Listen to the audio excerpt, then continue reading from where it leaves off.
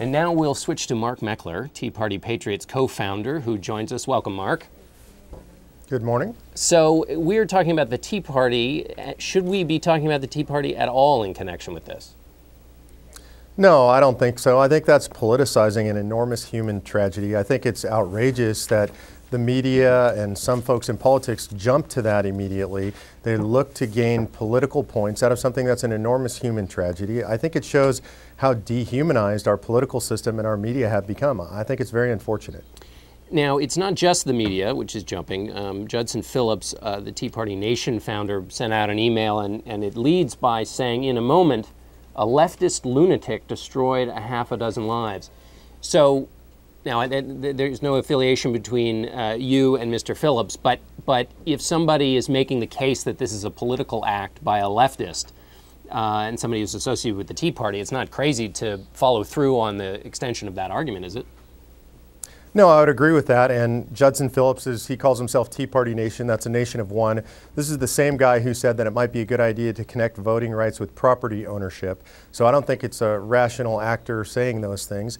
You also had Sal Russo from the Tea Party Express saying this morning that this is an example now of the Tea Party movement becoming the victims. All of those things are craziness, really. I mean, these are people who should know better, that are saying things that are inappropriate on both sides. This is not a political act.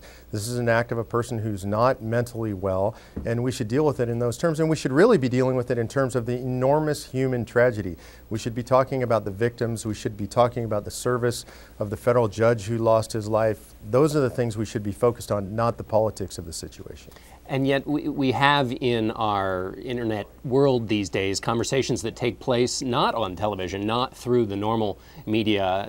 Facebook announced that on the weekend the question about whether Sarah Palin was to blame was the #1 question. It arose immediately before this was a conversation on the cable television. So you have conversations that exist whether you want them to or not. And I guess my question is, now that there is a conversation about whether the Tea Party or Sarah Palin has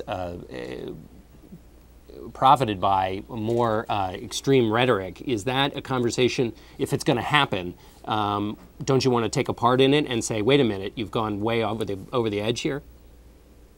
Well, I think the answer is those in the media who control those conversations essentially, and those in politics have a responsibility to back down from those conversations and to say we should be talking about an enormous human tragedy. I mean, I've never even heard on air the names of all of the victims, all of the people who are still in the hospital. That's where our focus should be, our prayers, our thoughts for the well-being of those people. And I think it's our responsibility as people in the public sphere to push the conversation to the human tragedy and to remove it from the political.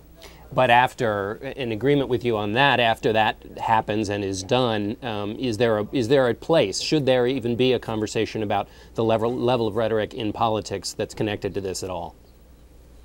No, I don't think so. I mean, if you look at the history of American politics, the rhetoric has always been high. From the days of George Washington on through the Civil War, the abolitionist movement, rhetoric has always been hot and heated in American politics. It does not necessarily lead to violence. That kind of violence comes from sick people.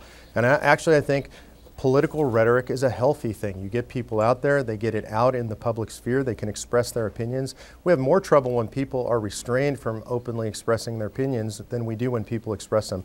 That's the history and the tradition of political debate in the United States. Okay, Mark Meckler, thanks so much of the Tea Party Patriots. Thanks for joining us.